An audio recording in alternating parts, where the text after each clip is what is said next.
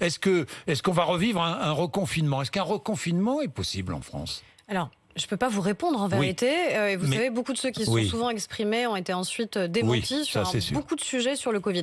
Ce qui est certain, c'est qu'aujourd'hui, on a une très faible circulation du virus. Et c'est parce qu'on a une très faible circulation du virus qu'on peut passer l'Île-de-France en zone verte et qu'on peut reprendre une vie qui est de plus en plus normale, habituelle, la question de la réouverture notamment des écoles, des lieux culturels. Par contre, on le dit, faible circulation ne veut pas dire que ça ne circule plus du tout.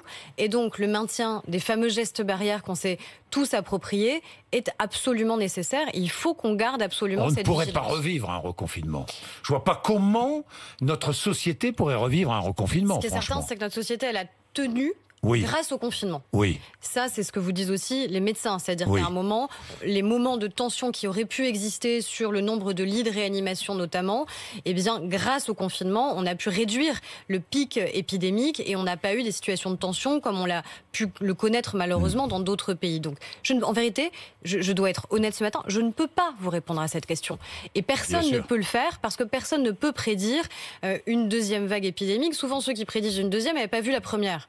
Donc, je pense qu'il faut juste de la prudence. Sauf qu'aujourd'hui, on est mieux armé qu'avant pour faire face à une nouvelle vague épidémique. On est mieux armé en termes de logistique et on a vu à quel point aussi nos soignants, et je pense j'imagine qu'on va en reparler, ça, je vais vous en parler, particulièrement en capacité d'être réactif, d'être agile pendant la crise. Alors encore un mot tout de même, on attend les précisions du ministère de l'Éducation nationale. Il faut absolument que les enfants retournent à l'école. Vous êtes sur ce terrain-là, vous, Je suis sur ce terrain-là et j'invite les parents... Est-ce qu'il faut encore assouplir les règles sanitaires? Alors elles vont l'être. Le nouveau protocole sanitaire va paraître ce matin de manière à assouplir les règles. Parce que dans les petites communes, écoles rurales notamment. Je suis élu dans le territoire rural, donc évidemment. Je vois bien les difficultés que ça peut engendrer, avoir 4 mètres carrés par enfant.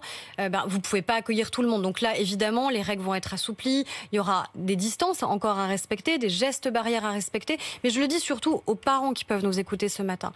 Nous avons besoin que les enfants reviennent à l'école. C'est un enjeu pédagogique, c'est un enjeu de sociabilisation qui est majeur. On ne peut pas avoir des enfants qui, pour certains d'entre eux, n'auront plus eu aucun contact pour plein de raisons économiques, culturelles, d'équipement avec le monde éducatif pendant plusieurs mois. Là, on a l'opportunité qu'ils reviennent. On va avoir aussi la mise en place de dispositifs spécifiques pendant les vacances pour permettre à ceux qui ont peut-être été plus fragilisés pendant la crise de pouvoir continuer à avoir accès à l'éducation pendant les mois de juillet et d'août. Les communes sont très engagées sur le sujet, le ministre Jean-Michel Blanquer.